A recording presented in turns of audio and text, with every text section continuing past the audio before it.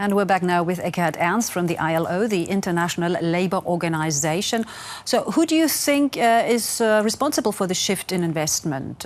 Greedy investors, the US Federal Reserve, or the emerging markets because they failed to put their economies on a more sound footing?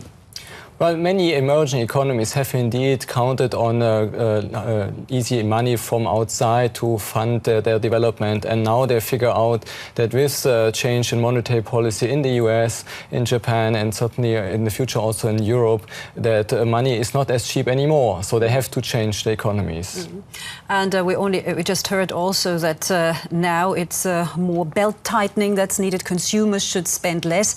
That's not really a recipe to boost an economy and create jobs, is it? On the contrary, actually belt tightening is very difficult in countries like India or even Argentina and Turkey, where there's a lot of working poverty still ongoing. There isn't just not much to tighten there. Mm-hmm.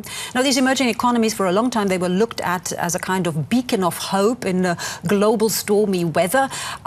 Where are the jobs coming from now? Shall we go back to Europe or the US, which has slightly recovered?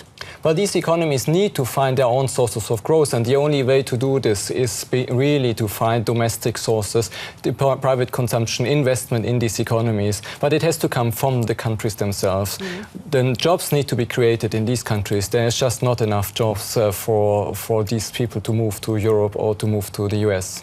And what about the global labor market as a whole? Unemployment, I understand, has been rising over the past few years, reaching some 202 million people out of a job in 2013. Where will this end?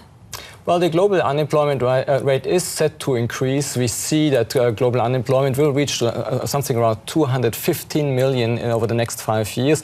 And mostly the jobs are lacking in emerging economies. That's where we need to create the jobs. So they have to get out of this problem right now. Well, Eckhard Ernst, thank you very much for joining us.